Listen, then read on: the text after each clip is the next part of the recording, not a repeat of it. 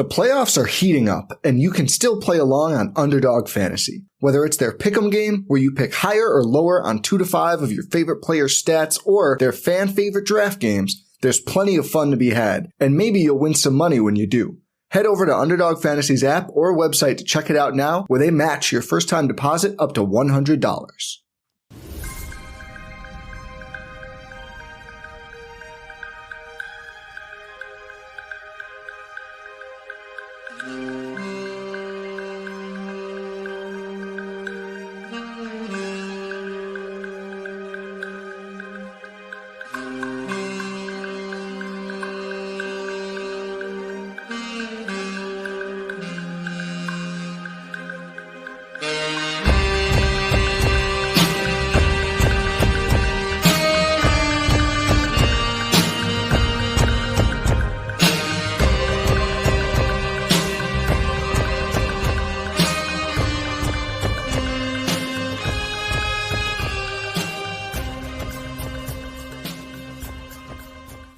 Welcome one, welcome all, welcome back to Mavs Party, part of Pod Maverick. This is our post-game fan show where you get to come up and talk a little basketball with me, which might not be your cup of tea, but if you have a take you want to get off your chest, I really do recommend this. It's so much more fun to actually speak about basketball to another human being than it is to type about it on Twitter, on your phone, looking at Reddit, looking at YouTube. Well, I guess we are on YouTube. I want you to come up here and talk basketball with me. There is this a pinned link in the chat that you can go and click to. If you are on Twitter and want to join this, I can link you directly. Just shoot me a DM. I check those throughout this. We will be here for as long as folks have opinions and want to talk about the Mavericks. It's only 10 o'clock. I would like, I can get at least another hour. But if anybody wants to come up, please go ahead and click that link. We got our usual entry correspondent, Brian, hanging out tonight. I'm literally going to start referring to you as a correspondent because you come up here every night. So yeah, guys, go ahead and click that link. Please join the show. I would really, really appreciate it because I like talking hoops with you. Brian, what's going on, man? That's funny. I like being the cold bear to your John. Man, I'm excited. Are you excited? Talk to me. Which one is more for you? Of the two trades? Oh, man. I honestly think that – so I'm going to zag. I know which player I've been more adamant about us bringing in and who I'm more excited to see play. But that Gafford deal, dude, on a couple of different levels, right? Because it was only getting off of Holmes' bad salary, which I do hope he's able to rehab his rep a bit in Washington. I know he's not going to get a whole lot of eyeballs there, but they don't have another center, so they're going to have to play him. And I hope he's able to play well in his minutes because, yeah, I completely feel what you said at the start of the previous show where there was definitely he was told one thing, and then on the way out, it might not have been quite the same, especially with him waiving his trade kicker. Yeah, I'm messing with dude's money just sucks. I don't like it. Yeah, no, it doesn't feel good. But I don't think that he got all of the opportunities that he probably could have had while he was here. But we tried him out a couple of times. Sometimes it worked, sometimes it didn't. Mm-hmm. We knew we needed an upgrade, and we went and got one. Not only did we get one in Gafford, we got a guy who I've been big on them going to go and get for a year and a half now. Did it honestly without touching our pool of seconds. I thought we were going to have to. We sent out a swap to OKC 2028, but we could talk about the picks in a second. I'm not worried about that 27 pick. I'm not worried about that 28 swap because those only matter if you're betting on Luka Doncic being the first player in the history of the sport to turn down that Supermax extension. And I don't think he's walking away from that money. Yeah. I keep having this conversation. My friend Harold, who messages me, he's like, guys, really think Luka could maybe make up that money. This is a lot of pressure on the front office. I'm just like, man, I never heard of a dude making up $100 million before. You feel me? Yeah, it's not even can. Yeah, and I feel like he might not be able to do that. I feel like he could probably touch it just with the fame that he has overseas, particularly in Europe. And the way that he could do endorsement deals over there and really kind of recoup a lot of his NBA money if he doesn't, if he wants to go that route. But why do that when you could just have the best of both worlds? And so Right. I feel like he's going to take the biggest contract he can take here and get his commercial money. But that's an aside. The Gafford deal. Sure. I am excited about that just because we have seen now a handful of good trades and good business done in between us and Sam Presti.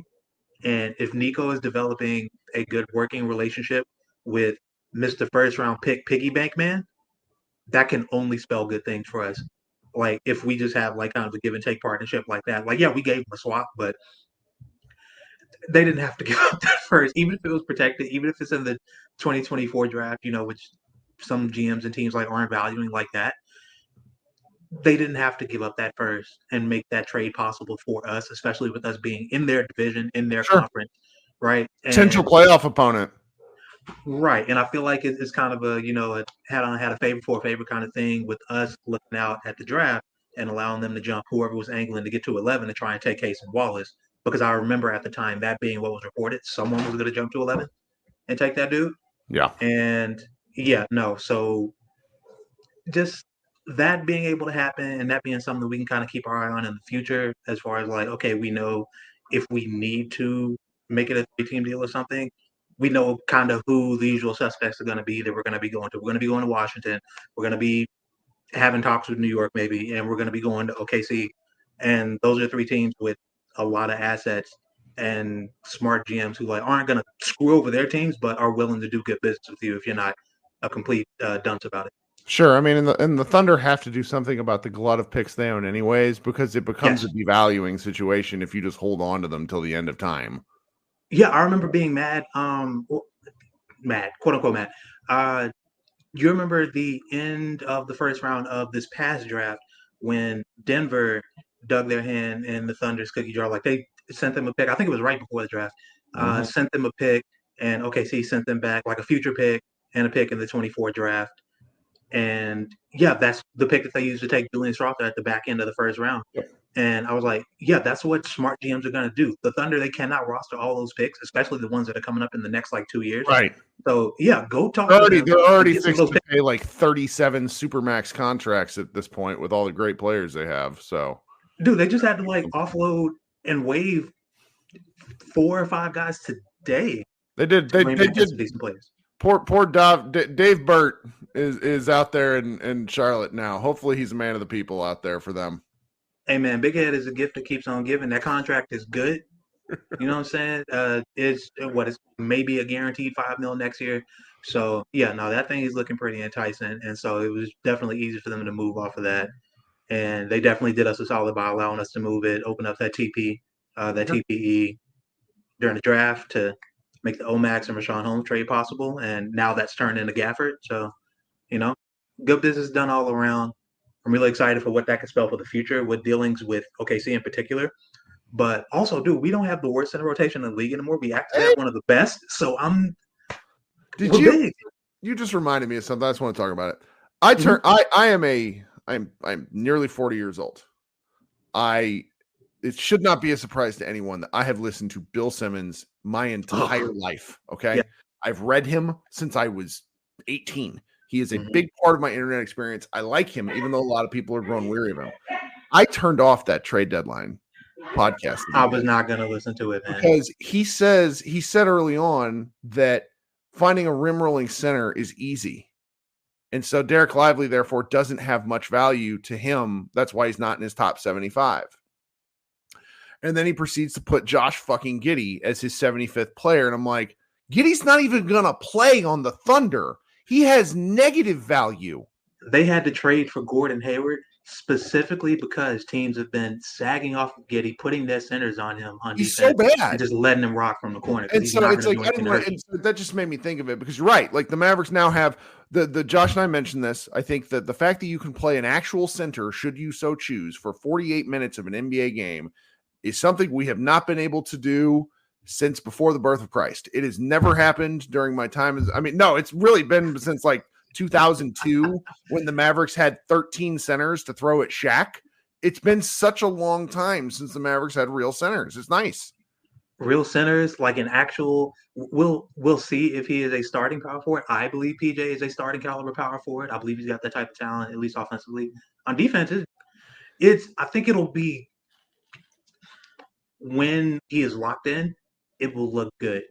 At its floor, it's going to be better than the worst that we were getting from Grant by far. But the wingspan alone makes a difference over 7.5 wingspan. Over 100 possessions per game times 30 games a year. I don't know how many possessions a guy plays in a game, but if he's playing 26 minutes or 32 minutes, if he's playing, it's enough to where I'm going to sit there and say the guy with longer arms, the bigger lineup, is going to be harder to score on than the smaller lineup just over the course of time. So that Luka is no longer the second biggest Maverick is important. Someone tweeted at me today, I think it was my man Jordan, who was up here on the last show. He said, we have a normal sized team now.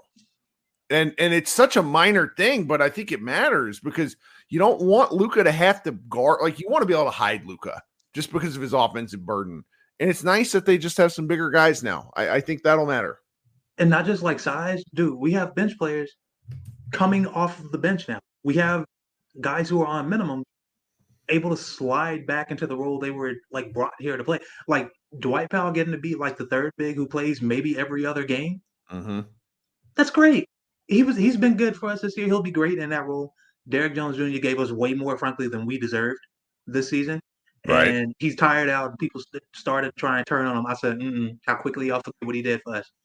Now he's going to be going back to a bench role where he can come in, play 3, 4, 5, guard the center, guard point of attack, do whatever we need him to do off of the bench, and just plug holes. And I feel like that is the perfect way to use him. And now we've got Dante Exum. Presumably if we bring in like a ball handler with our lone spot that we have left on the roster, like one of these buyout guys. People have been clamoring for Spencer Dinwiddie. I wouldn't mind that. I would prefer they go get Dylan Wright just because I think he's a better point of attack defender. Let's just bring back an old Maverick is what you're saying you're going to be fine with. I mean, those were the guards that I could think of that could like dribble and walk and chew gum at the same time that are on the market. Like Kyle Lowry would be nice, but that would hurt me. I fear he's too washed. Yeah, he's too washed. Yeah. Yeah, I don't know. I'm just like guys that slotted in the roles they're supposed to be in. We have a normal looking roster with a normal looking rotation. That's normal size now. That's fun. That's fun. That's all I have to say about that. And before I let you go and bring up the next person, I got to tell you what would make me feel great about this whole thing and what would bring it all together is a brand new coach. Hey man, look. You talking summer talk now? Because we get to the summer, right? I'm just being a shit. We get to the summer. Say we land as a 7 seed or whatever. We get into the play-in. We got 2 chances to win 2 games. Next thing you know, we got a new coach. We've got Josh Green, Tim Hardaway, Jaden Hardy, Omax, 2 open firsts, 4 seconds, a pick swap. We've got some assets. We're just gonna Coach Bud it. We're gonna say Coach Bud. We're gonna be talking about you a little bit. No, this Kyrie. I'm the coach. Luka's the coach. Daniel Gafford's the coach. Yeah, for sure. What if we did make Kyrie the coach? Be like, bro, we need you for 45 games a year, but we need you to coach the other 35. Honestly, that would be so much more fun than what we watched the first half of the season. He's a good clapper. He's enthusiastic. He obviously knows ball. Let's do that. Like at the very least, he'd have the dude's attention in the huddle. I know. I think that's true. I think that might lead, like a true leadership position might spur something in him. Hey, you never know. All right, man. Thanks so much for getting us started. Of course, dude. Thanks for having me. Happy trade deadline, everybody. That's right. Talk soon. Yeah. Okay, coming up next is J-Max. J-Max, welcome to the show. Long time no see. Welcome back. Hey, how's it going? It's good. What's going on tonight? What are you thinking? Super happy. Just stoked about the possibilities where we're going. The guy before me said most of it. No, let's hear it again. I want to hear what you're happy about. That's the whole point of this thing. Well, I don't want to reiterate too much on what's already been said, but like the front office issue of it, I know what you're saying. Like, yeah, they were getting rid of assets. They did pick up Christian Wood, but I mean, they got Christian Wood and opened up 4 or 5 roster spots. And then they brought anybody they could bring it. Like, they're working like off the barroom floor, trying to like piece something back together. Shout out to Theo Pinson. Yeah, shout out to Theo Pinson, podcaster elite. So they're just like, what's it been, 3 years now? And they've been nonstop trying to, or Nico has been trying to put stuff together. And I think they've put something together, and we have some assets this summer. And that's not where we were at the end of last year. You remember? Sure. Yeah. we were scratching our heads going, what the hell is this team going to do? Yeah. And now we're at the trade deadline, and we've got better basketball players all around.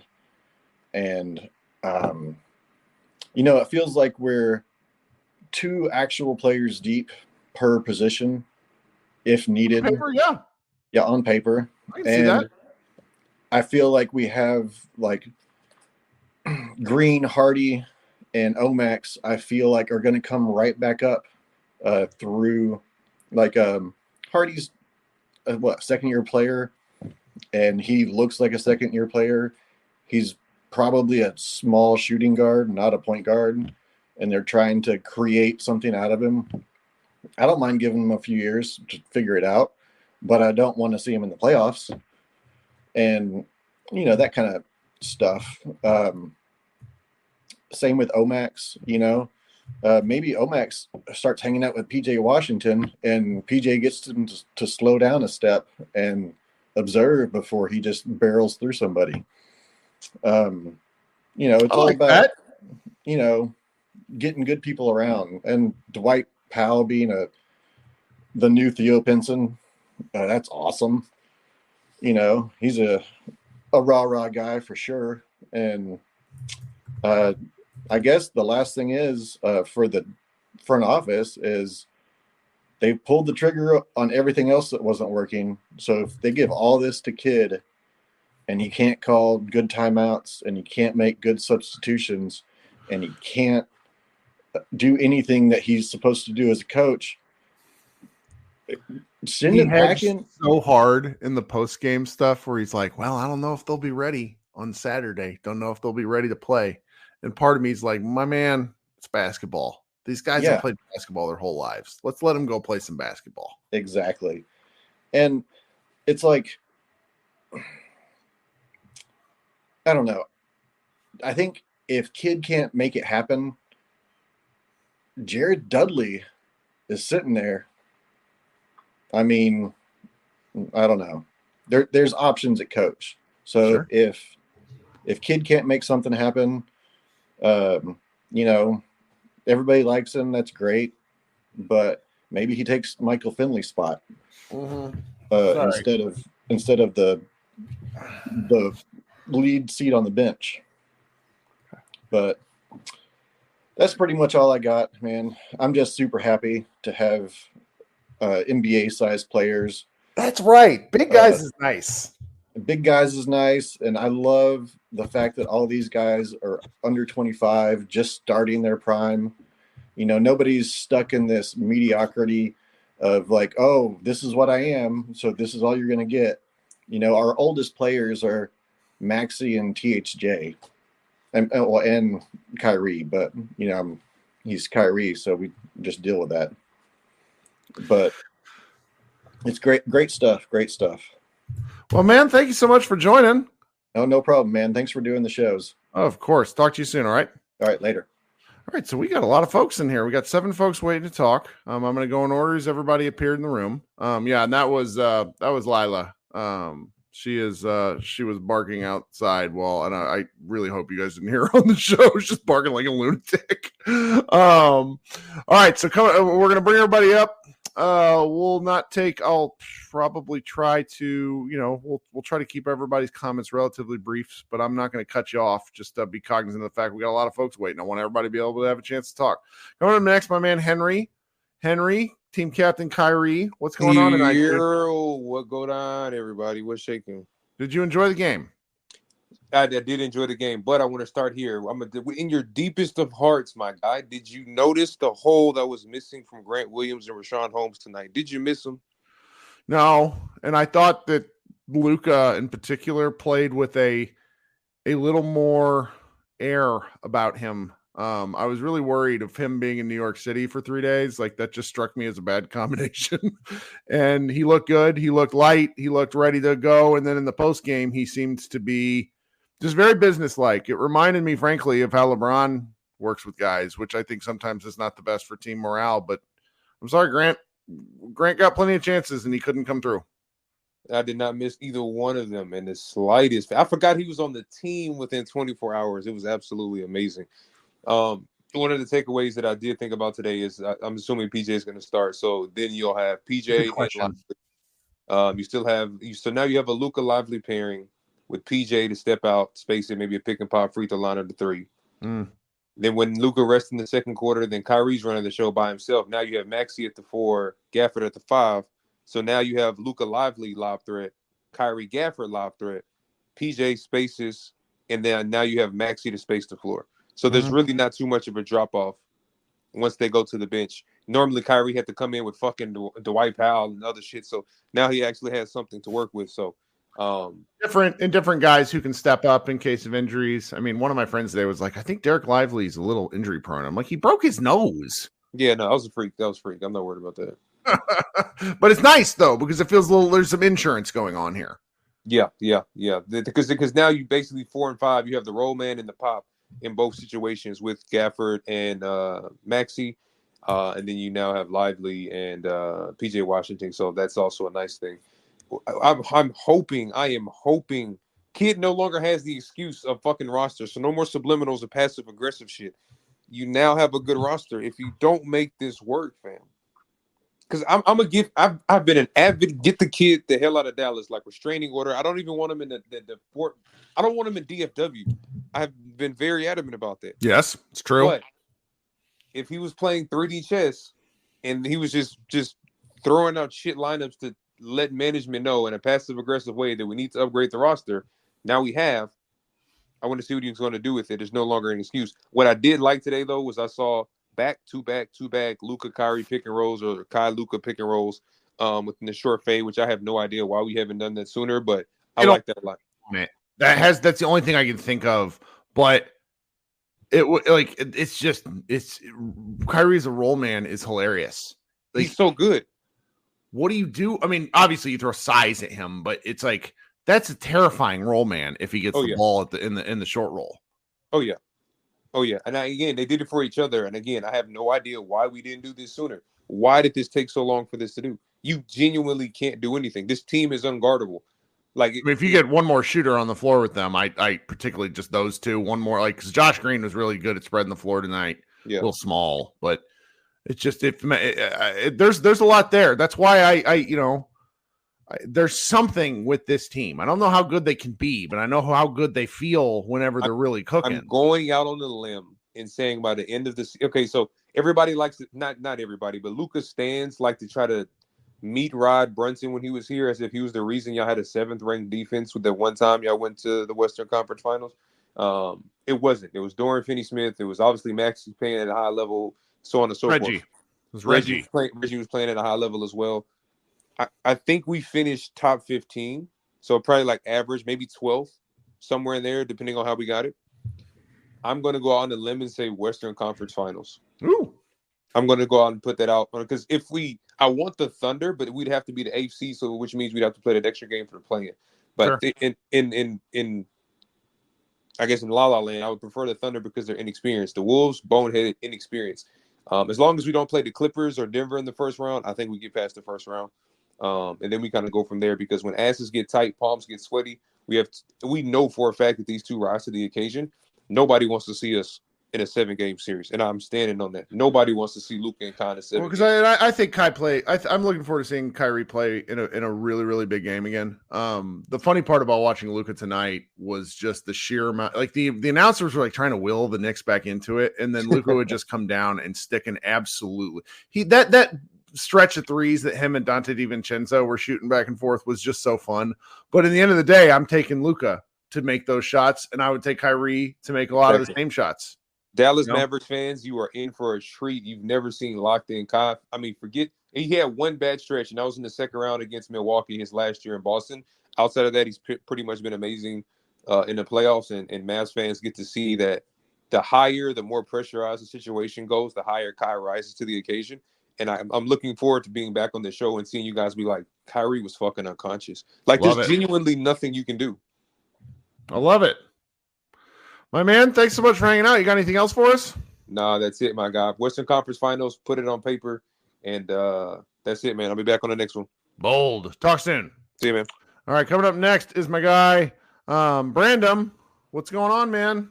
What's going on, Kirk? You doing all right? I am doing okay. It is only 10:30. This feels great. It's not 2 a.m. Yeah, it's a big difference, right? Yeah. So what's up? What do you think?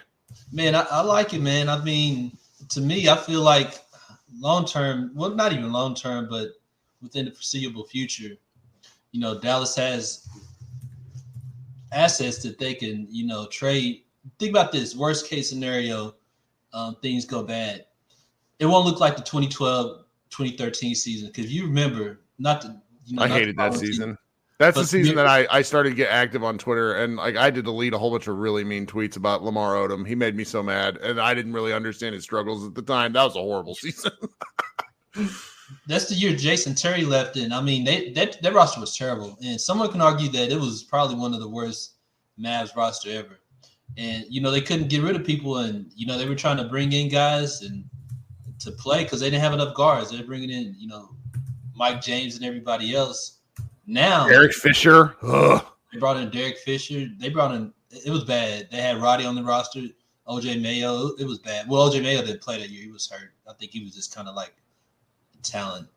But now, if you think about it, within the foreseeable future, in the worst case scenario, you have your fourth year, your last year as a PJ Washington, Josh Green be up, Dwight Powell be off of his contract, Hardaway be off of his contract. So worst case scenario, they can let guys walk, and then if Josh them continue to play well, or if he does play well in the future, kind of progress him and Hardy, they'll have some trades.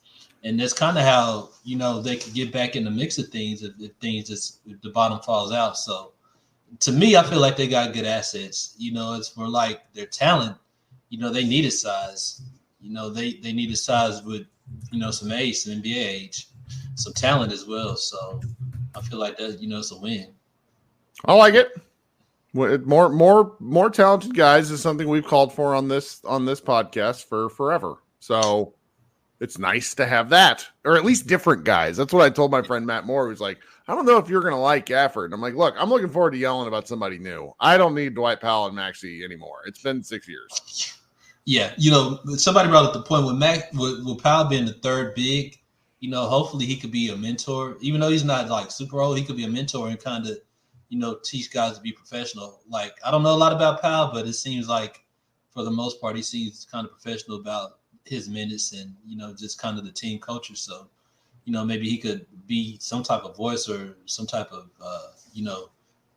example for those guys. But Dallas, like I said before, they get Kentucky talent. Mashburn's good. They had Tony Delp. I don't know if you remember Tony Delp. They had Tony Delp. One of the most random 50-point scorers in NBA history.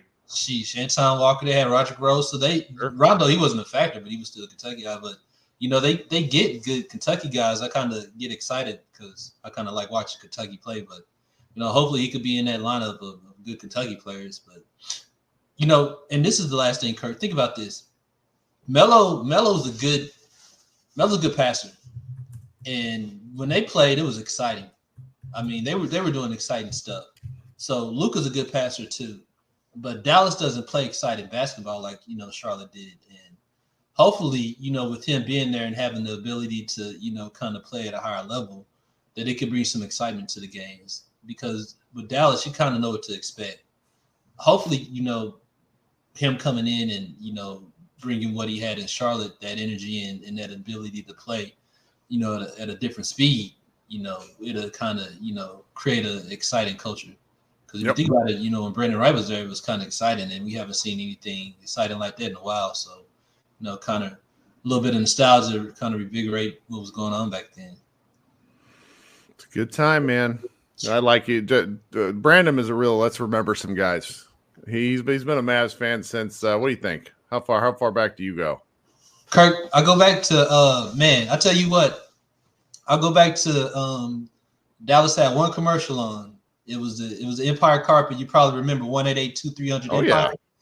They were not the only, but they were the commercial. So when they went to commercial break, they had the little short 5-minute news, and they had 1-882-300 Empire. So I go back to basically Sam Perkins' rookie year. So pretty much around that time, maybe 86, 87. I go back to that. Matter of fact, I go back to the year before. Right as they started to get real good and fleece. Some fans don't know this. The Mavericks are directly responsible for the Stepien rule because they just kept taking draft picks from the Cleveland Cavaliers. Remember they had Mark Price. He was a Dallas draft pick. That's crazy. Yeah, well, thanks so much for hanging out with us. We'll talk soon, okay? Thank you, Kirk. All right. Coming up next is Frank, but before I bring Frank up, I want to ask some folks if you can go ahead and like the stream while you're down there. If you haven't done it already, go ahead and hit subscribe. I would really appreciate it. We try to do the show as often as I can, which is after most games, particularly now that the season is in full gear. And if you're listening on an audio stream, please leave me a review.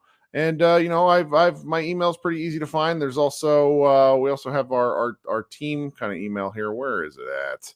It is podmaverickpodcast@gmail.com. If you got any questions and want to talk a little hoop with me, I try to answer most folks because I'm just a guy with a platform. Don't really know anything special. Just The playoffs are heating up, and you can still play along on Underdog Fantasy. Whether it's their pick'em game, where you pick higher or lower on 2 to 5 of your favorite players' stats, or their fan favorite draft games, there's plenty of fun to be had, and maybe you'll win some money when you do. Head over to Underdog Fantasy's app or website to check it out now, where they match your first-time deposit up to $100. We're driven by the search for better. But when it comes to hiring, the best way to search for a candidate isn't to search at all. Don't search, match with Indeed. Indeed is your matching and hiring platform with over 350 million global monthly visitors, according to Indeed data, and a matching engine that helps you find quality candidates fast. Leveraging over 140 million qualifications and preferences every day, Indeed's matching engine is constantly learning from your preferences. Join more than 3.5 million businesses worldwide that use Indeed to hire great talent fast. And listeners of this show will get a $75 sponsored job credit to get your jobs more visibility at Indeed.com/Blue Wire. Just go to Indeed.com/Blue Wire right now and support our show by saying you heard about Indeed on this podcast. Indeed.com/Blue Wire. Terms and conditions apply. Need to hire? You need Indeed. got lucky at the right time, and now here I am. So, all right, coming up next is my man Frank. Frank, welcome to the show. You're muted at the moment. How you reading me? Boom. Cool. Thanks for having me, man. Hey, Sure. So fun day, man. Real fun day. Hard to get anything done at work. Just constant refresh, constant note. It's just a fun, chaotic day. I turned in a work task almost 2 hours late because I just lost track of time. Like, whoops. Yeah. Sorry, Join the trade party. deadline. Yeah, join the party. Nah, but I really, it's just fun to see us making moves. You can see, I mean, they said that they've made a move every single year Luke has been on the team, and it sucks that it always happens around the trade deadline. Maybe they feel they can get the best value around that time. Otherwise, maybe they do it a little earlier in the, at the beginning of the year or even the off season. But you can tell they care. I mean, a lot of people were on the Grant Williams train, man. I mean, it was exciting to think he was going to come in, and I was too. High expectations, maybe thinking he was going to come in and maybe like re-transform our defense or give us even an identity, since Bullock had left or since his talents had left in the season before. And then I'm gonna be all over the place, man. Sorry, I listened to 4 or 5 guys, and I'm trying to not copy and paste what they just said. Worry. So this is a celebratory podcast because we don't really. There's not enough to be. I sometimes come in like a wet blanket because I think about the big picture sometimes too much. But this is definitely a time where I think you should enjoy the fact that the Mavs did something, and if you're excited about it, that's good. Yeah, everybody's putting on their GM caps today. Everybody's just trying to put too much weight in. Oh, I'm not sure it's a good idea that we're doing all these pick swaps and stuff. And I get it. I know everybody's trying to have some foresight, or maybe everybody's trying to protect themselves from being wrong about, it being a bad Right. idea that we were trading all of our picks. But dude, when you have Luka, it doesn't matter. You miss 100% of the shots you don't take. You don't sit pat with the roster that's clearly not working. You make these moves and you deal with it later. I mean, last year in the offseason, nobody projected that you would have got 10,000 to 1 odds thinking that they would have been able to turn Bertans into Lively, and just what they've been able to.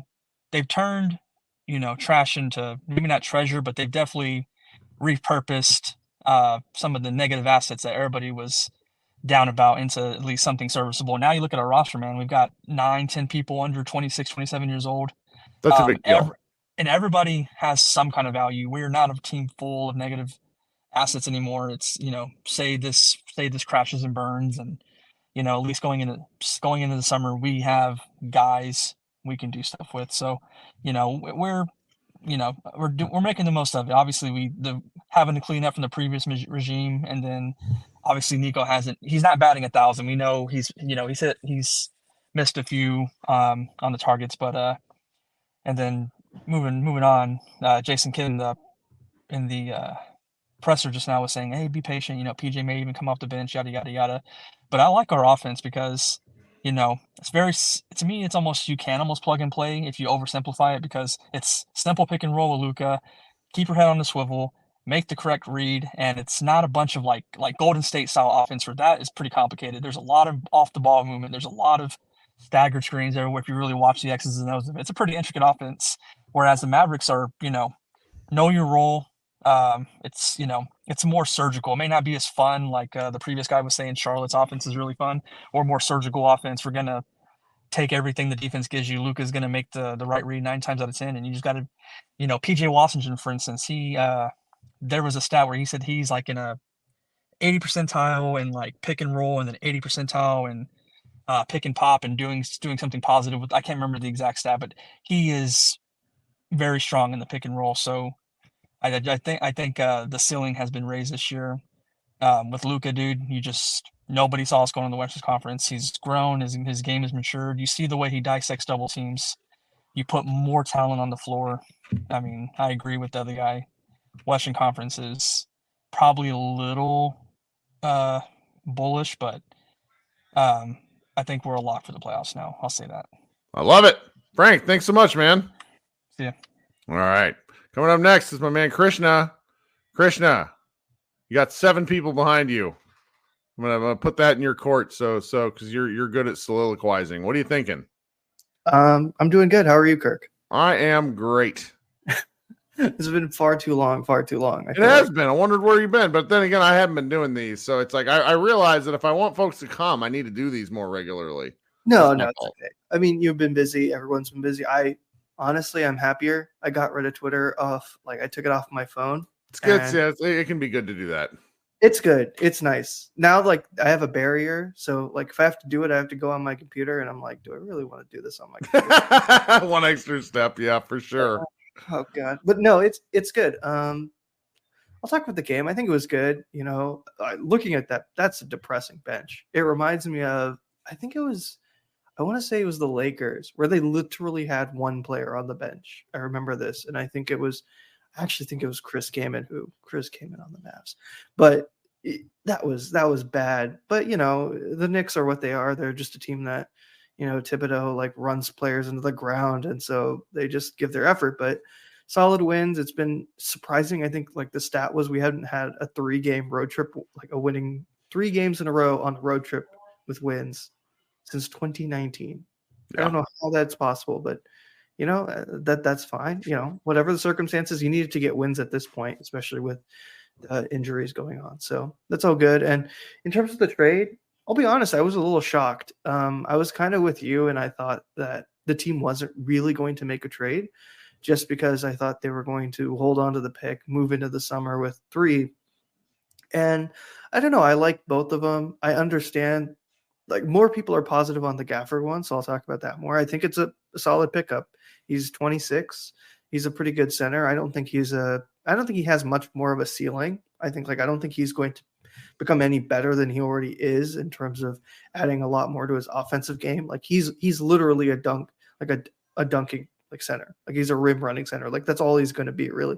But that's fine. Like that's what you want in your backup center. And he's a solid defensive center. I think his rebounding could be better, but if you play him with another big, I don't think that's a huge issue.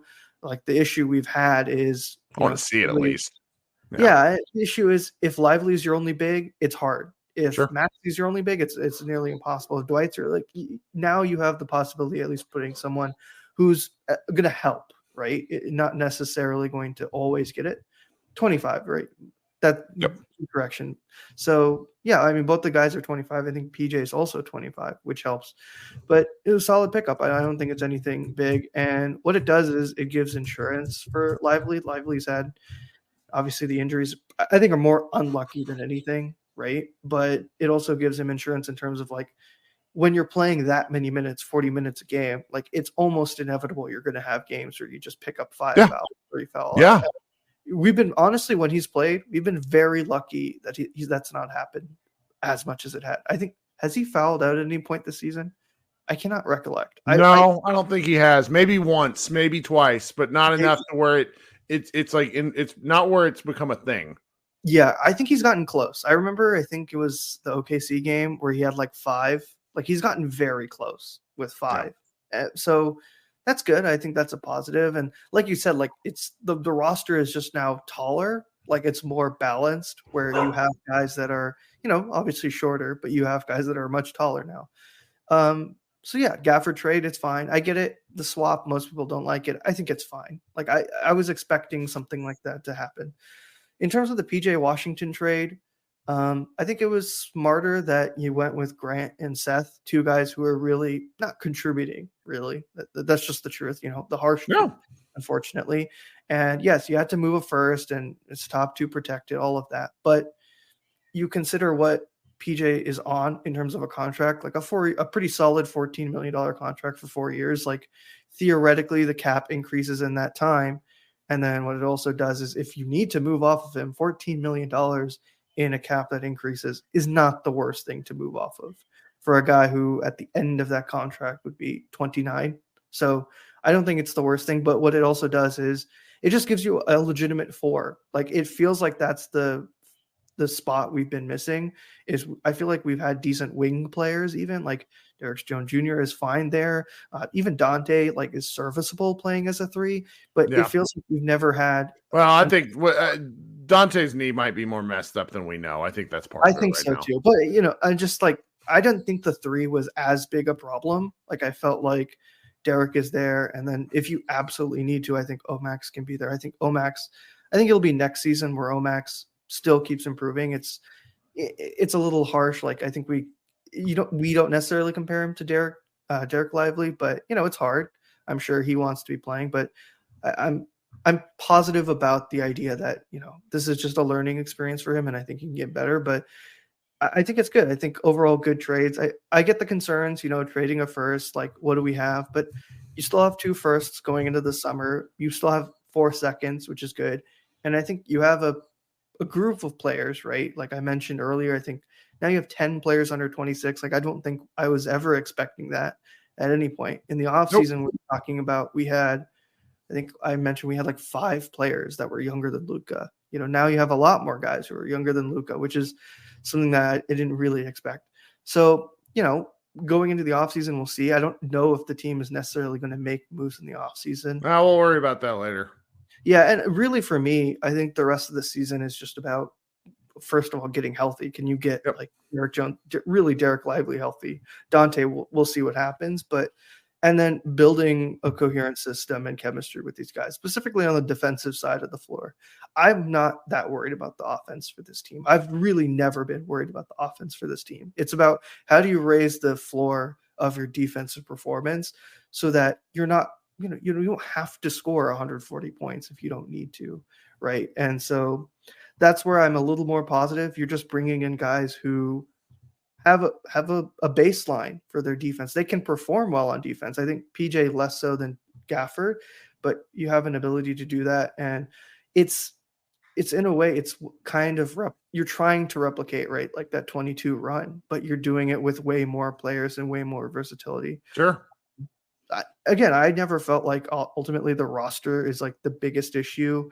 I think I talked about it in the preseason. I still think coaching is always going to be the biggest issue, but ultimately, until it becomes really toxic, where Luka and Kyrie are kind of the ones who are initiating, that they don't want Kid as their coach. I think it's going to be Kid, but I think these marginal improvements to the roster are still important because it felt like for so long this team has been stuck in the same kind of roster, in the same players year over year. And it felt like, the team was the team was trying to convince you that, it's a new season, like it's going to get better. And really what was getting better was Luka. Luka was really the only tangible thing that was getting better.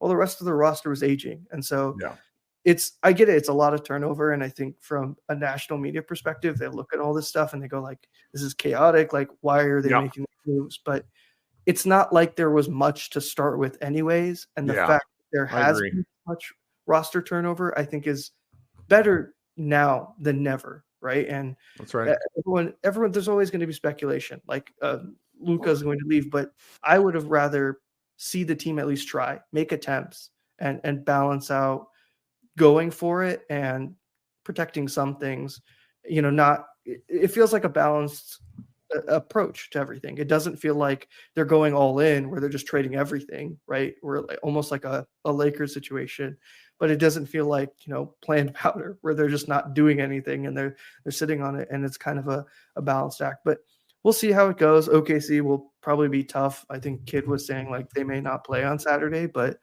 it's like it's going to be a process. You have to integrate these guys in, but I'm excited. I'm more excited about this roster now. It feels like a lot more balanced than anything, and hopefully it's fun. Like the most important thing is it's fun, and I think the West, at least at the bottom, is competitive enough that it's good the Mavs at least have been winning some games. I think it would have been disastrous if we hadn't won anything in this time, and you're at least in striking distance of being out of the play-in, which I think would be great.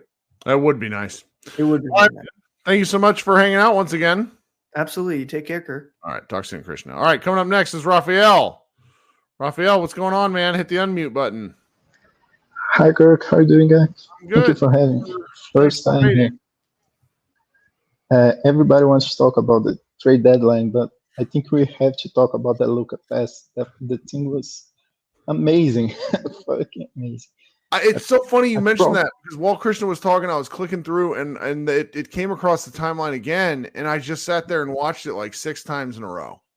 I know a couple people were telling me that he's had better passes this year, and I just don't agree. That was the craziest thing I've seen. I just can't remember a single one like that. I just don't.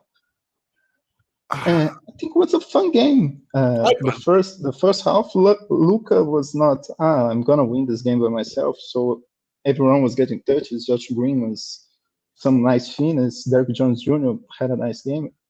I think it's good when Luka doesn't go superhero because we can see what we can do, the looks we can have. So, but it was a fun game until he decides, no, that's over.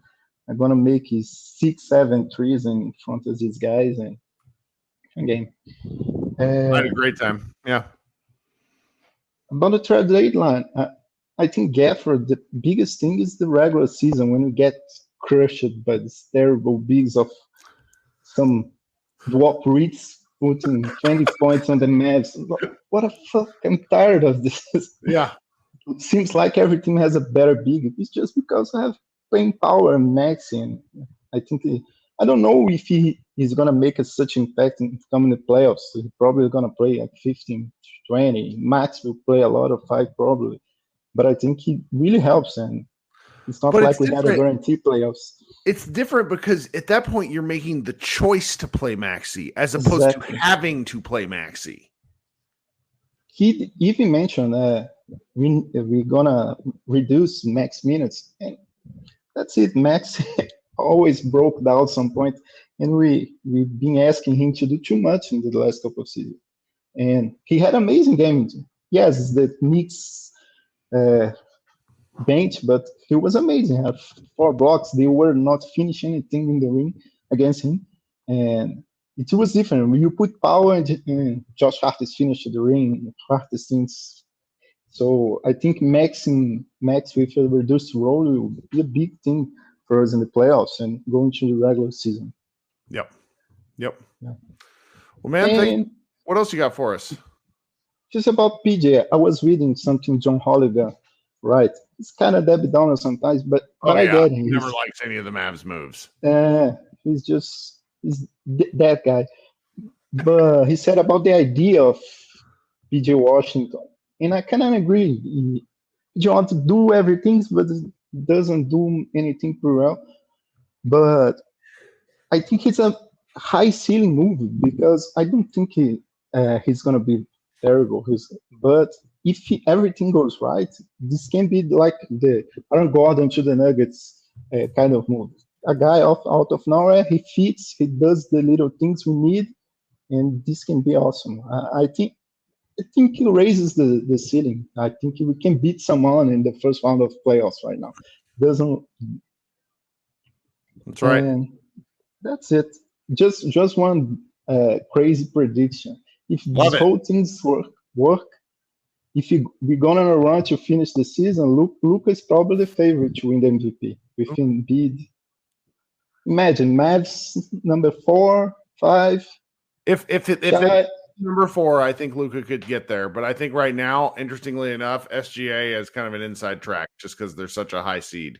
But I like that take. It's a good one. Yeah. Thanks, all right, man. Talk soon. Mm-hmm. Raphael joining us. That was great. Coming up next is Jacob. Jacob, welcome to the show, man. Thanks for waiting. Hey, Kirk. Can you hear me? You got me? I can. You sound good. All right, cool. Yeah, it's dare I say the vibes are back? We'll see. They looked different. They felt different. And I wasn't even paying that close attention to the game, and it felt different. It kind of reminds me of when we traded for Kyrie last year, and then we won that game in Utah. So that's why I'm like, a little bit hesitant to say that the vibes are back. But it felt like we were running the West on that day last year. But that's because we just wanted to kind of meme it to reality. But no, yeah, I mean, we won a game that we should have against a hospital team. So we weren't doing that against the Cavs, the Grizzlies. There's another loss in there that I'm forgetting, but yeah, finally took care of business against the hospital Knicks, and especially when Hartenstein went down. I mean, even with DiVincenzo and Josh Hart going off from 3, just to be able to lead tonight's game wire to wire. Tell you what, it was an awesome feeling. But I mean, as far as the trades go, I mean, Gafford just, like, I'm not saying like he moves the needle like in a way that's like I guess Vanderbilt last year maybe did for the Lakers, the Vanderbilt trade, and when they all shuffled the roster.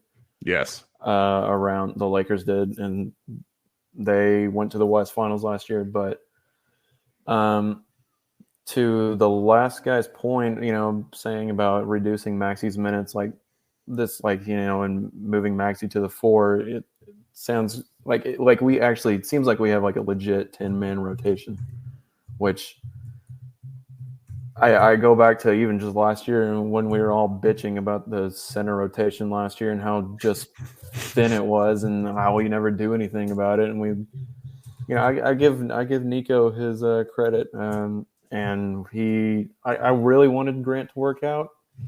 Seems like a cool dude, I guess. Just didn't.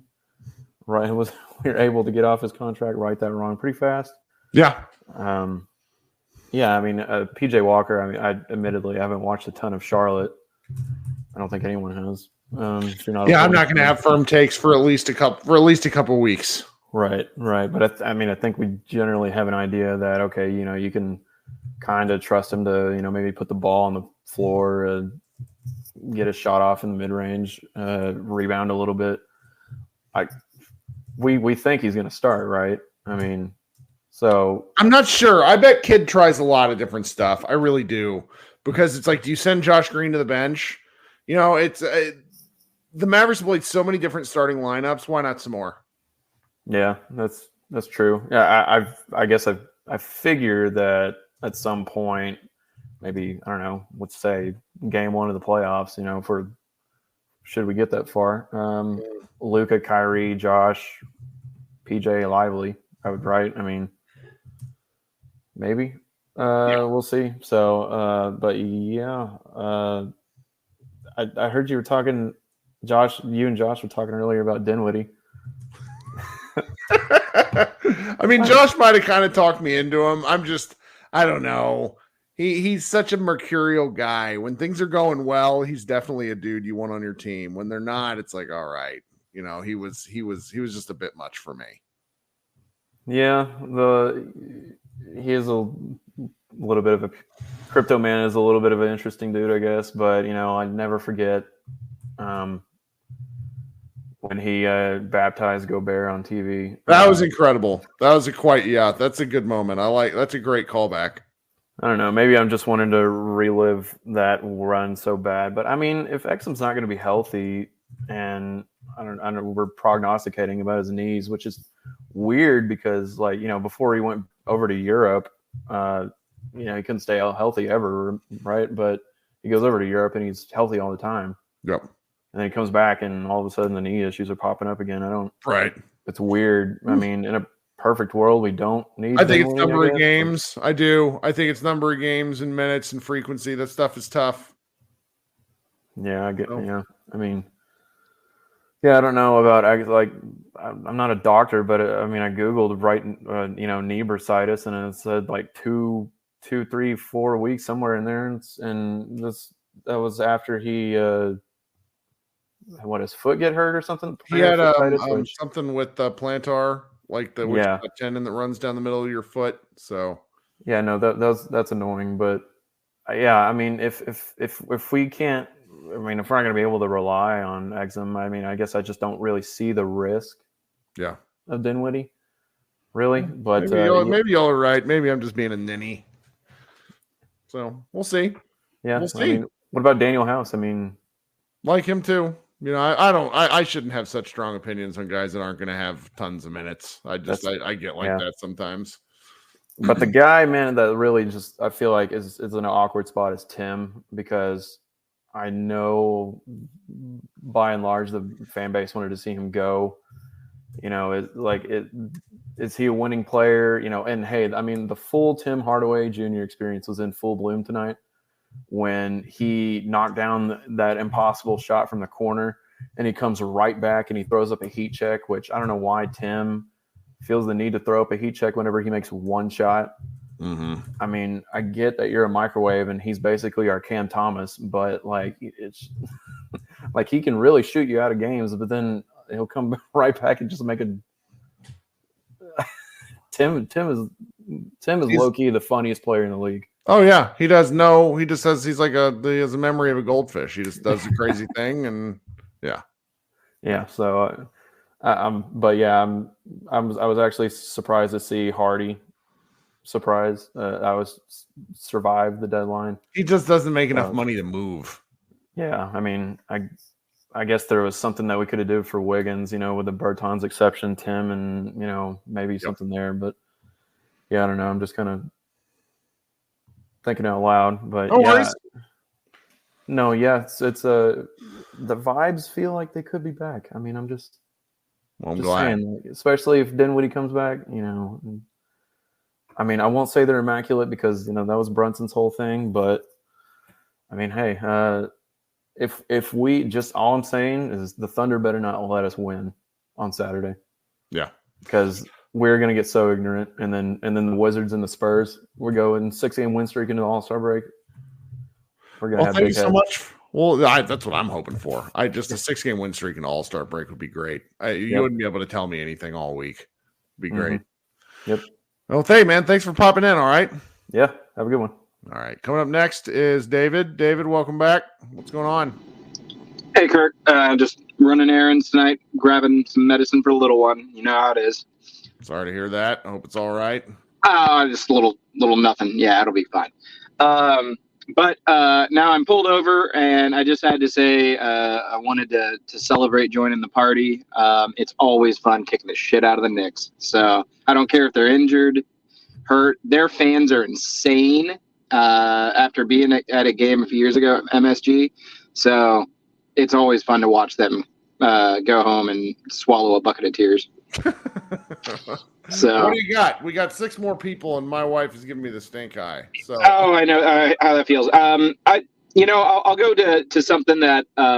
So I've been calling in and saying, we got to get bigger, and we got bigger today. So that was huge. I'm loving this 3-game win streak. I'll go to a conversation I was having with a friend of mine during all the trade stuff, and I think our ceiling is the second round potentially this year, just because of the gelling in mid season is always tough.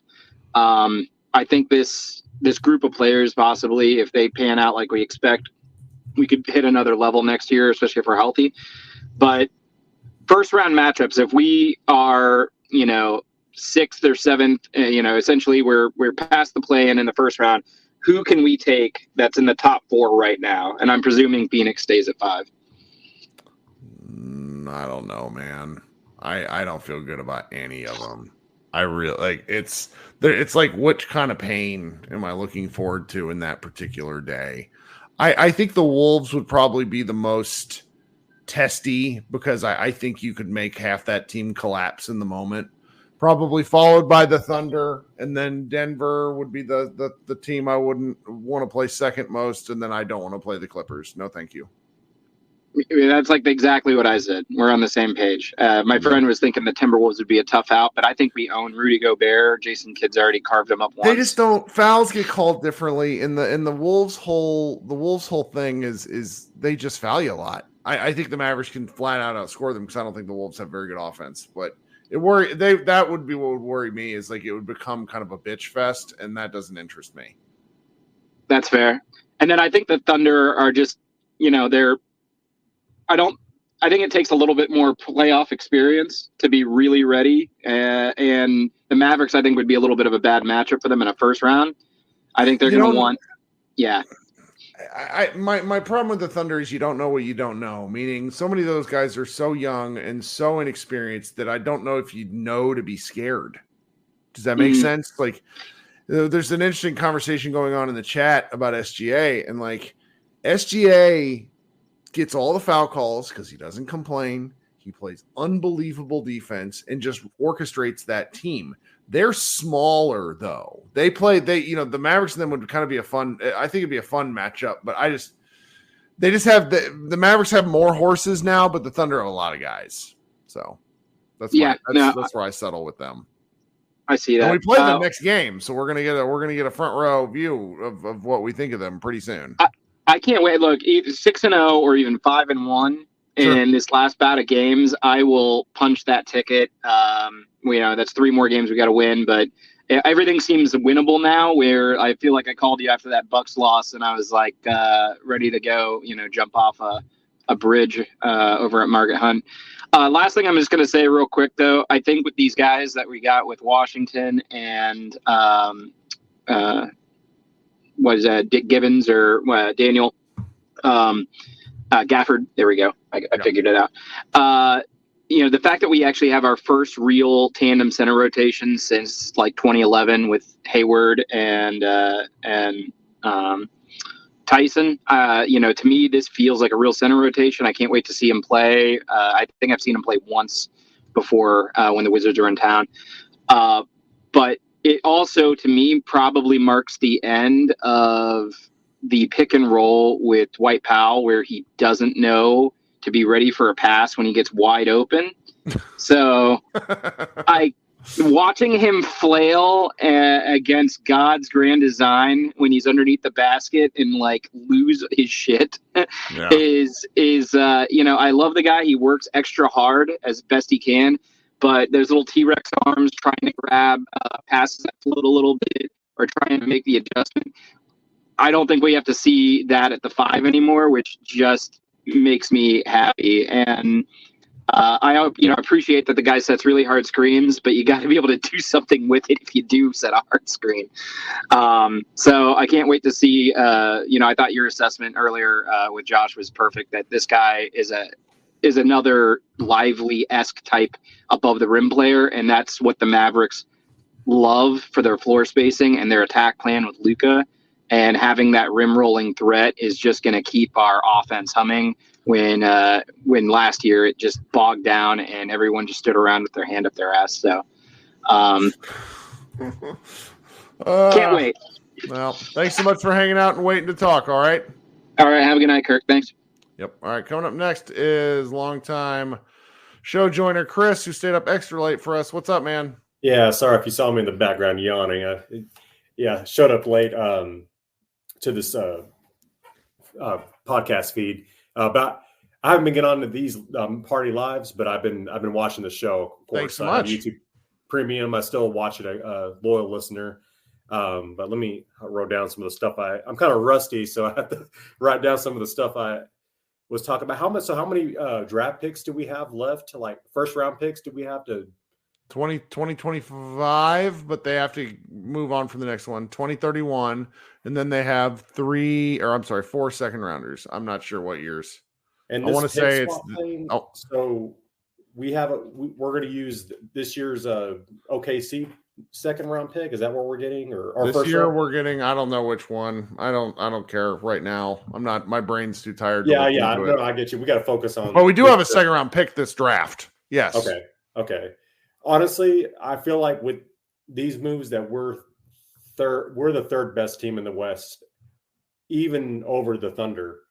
And I know I sound crazy like that, but hey, do I sound like a nut to like want to play the Clippers in the playoffs? Yes. And all right, have you looked at Kawhi's numbers? Have you looked at Kawhi's numbers though?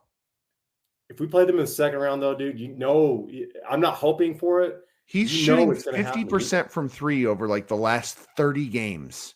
Oh shit! He is playing better basketball than he's ever played before. He is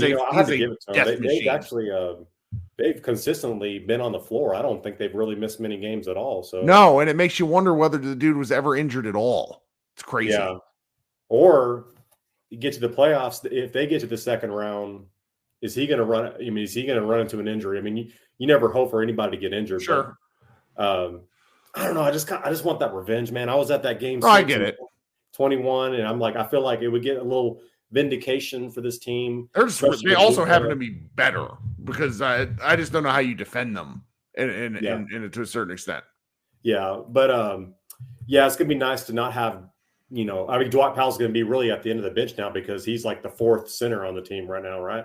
Yeah, so you got Lively and Gafford was a player that a couple of years ago I was even talking about, even on this show. I was like, what about a guy like Daniel Gafford? Yep. Like, he would be nice. I'm glad they got somebody. There wasn't really a good, big talent pool anyway available today anyway.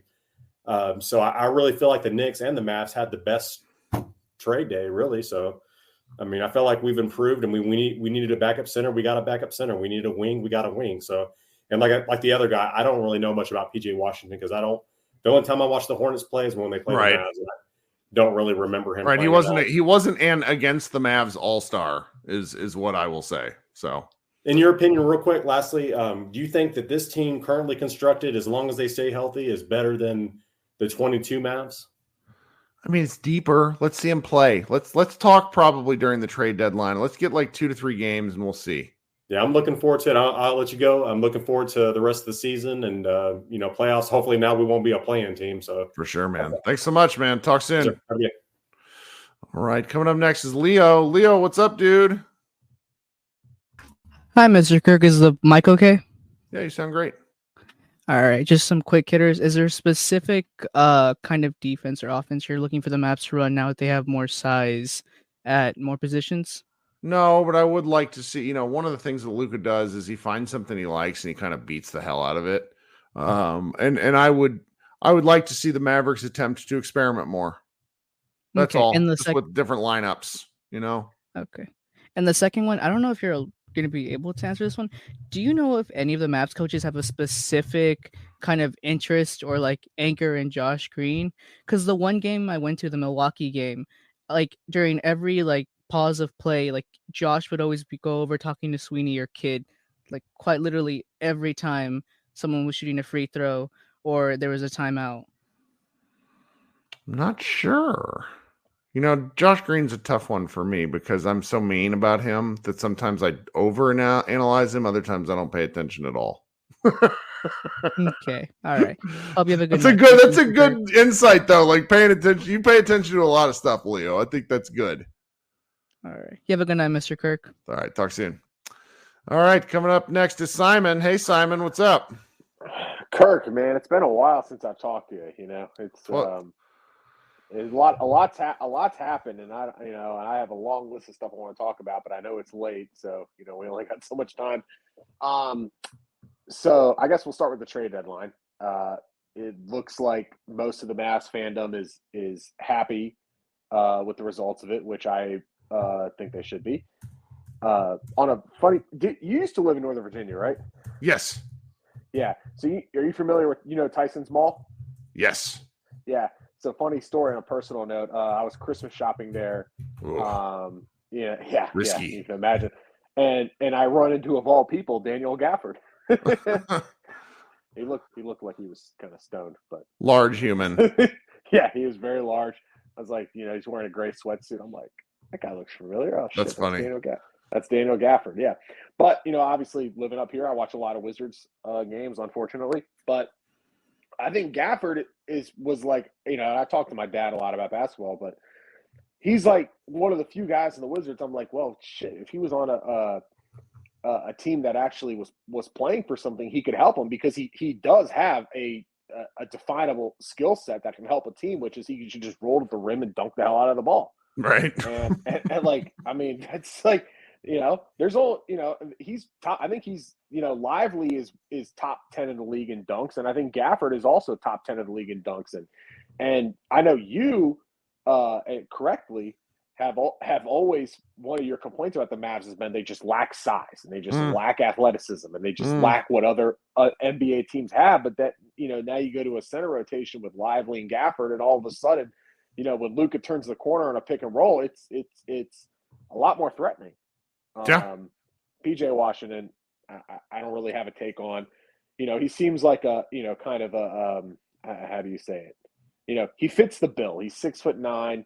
He does a little bit of this and a little bit of that. He posts up a little. He shoots the three. He's not shooting it great this year. I looked at the stats.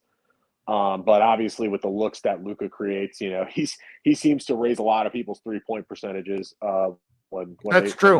When they share because they're getting more open shots. Yeah, that's the hope. Exactly. When they share the court with him, but again, he's 6'9". Like he's like, I think somebody else said earlier, he's like a legit power forward, at least in today's NBA. He's not an Oakley or anything like that, but he's right. in the the parlance of the modern NBA, he is a power forward, which is something that they didn't. I mean, they were playing. It really is kind of crazy to think about how 2 years ago they made the conference finals and their two quote unquote forwards were Reggie and Dorian. Yep. I mean, that's like that is wild to think about. What else, man? Like I said, it's been a while. That's all right. The game tonight. I mean, they're not really much to glean off it. Obviously, give me let's take a win and get out of Dodge. Yeah, take a win and get out of Dodge. But I got to give the Knicks credit because I mean they were extremely shorthanded. They obviously just made the trade, so they were missing the rotation pieces from that. And Brunson wasn't playing, Randall wasn't playing, Anunoby wasn't playing. But I mean, DiVincenzo. I mean, I don't know what the heck. I mean, I was like, damn, I might take him. Dante's been on a run. Go look at his box score, his recent box scores. Yeah, I have, and I saw the box scores. I was like, well, I don't know where that came from. But then I watched him tonight. The dude just like he moves well. He's got a lot of confidence. Every shot, especially the threes. I mean, like they showed on the broadcast, he's taking 14 threes a game over his last 5 or 6 games, but every three he takes looks like it's he's on balance, and he's got a solid base. I mean, it was a fun game. The Mavs were never really threatened, which is great. I mean, you got to take the wins when you can get them, and move on to the next. And last thing, I guess, before I go, I I waited all night for you after Luka scored 73 because I really wanted to talk a little bit about that. Man, that one sucked. I was in the hospital. Yeah, that's so unfortunate. But there were I don't know if you I'm sure you've watched it since then. There was in the third quarter, he shot it was like a falling out of bounds, baseline shot going to his right. Who's this? Luka. Okay. Luka in the Atlanta game where he's, and which is a shot that he never shoots. He did it's not I don't think it's something that he works on, but he just in that game he just pulled it out of it's like a Kawhi Leonard or Kobe type of shot, or Jordan. Mm-hmm. And he doesn't really do that because he doesn't shoot like the traditional jump shot. Yeah, he takes like high value shots, but not high but he doesn't take low. He tries not to take too many low efficiency shots unless it's like a really far away three. Correct. Well, I mean, he does have that little when he does the step back, the mid-range step back going to his left on the left side off the glass, it seems like he makes it every time. He's gotten very comfortable with that. And that's like one of the ways that his game has grown. Because, his first honestly, like a week ago, I remember I watched like his the series versus the Clippers in the bubble. And he didn't take anything but layups and threes. It was like, 75% layups and 25% threes, but it was amazing how much he was getting to the rim. I mean, right. It was just uncanny. And I think, I came on earlier in the year and I was like a little bit frustrated with how sometimes he just seems like he just doesn't attack enough. And you kind of talked me off of it a little bit. It's like, well, he's just, he's saving himself. And I think especially with the fact that he's got a broken nose or whatever, he's probably trying not to get hit too much. Thank God tonight the three balls start falling in the second half and and it'll look good. Final numbers are good. Mavs got to win. They got Oklahoma City coming up. That's going to be a great game. Excited to watch it, and it's great to talk to you, Kirk. I can't wait to do it again soon. Thanks for hanging out, man. Talk soon. Yes, sir. All right, coming up last but not least is Mr. Green, who looks like he is in a field. Mr. Green, are you hanging out? Are you there? You going to talk to us? Sorry, we had such a long, a lot of people that wanted to talk tonight. Makes it a little bit tough to get through everybody, but we tried. Missed my man Rolo, but just a few minutes. He just messaged me and said he had to go to bed. Mr. Green, are you there? Okay. Well, I'm going to talk for a few seconds more. Oh, yep. I'm going to talk for a few seconds more here. We're going to close out. Thanks for hanging out. Josh Bowe and I will be back on Saturday. Don't know when because it's an early game. That 2 p.m. start time local is very different, but we'll try to figure out something. Appreciate your support. Thanks for hanging out. We will talk soon. Everybody have a great rest of your week. Go Mavs. The playoffs are heating up, and you can still play along on Underdog Fantasy. Whether it's their pick'em game, where you pick higher or lower on 2 to 5 of your favorite players' stats, or their fan favorite draft games, there's plenty of fun to be had, and maybe you'll win some money when you do. Head over to Underdog Fantasy's app or website to check it out now, where they match your first-time deposit up to $100.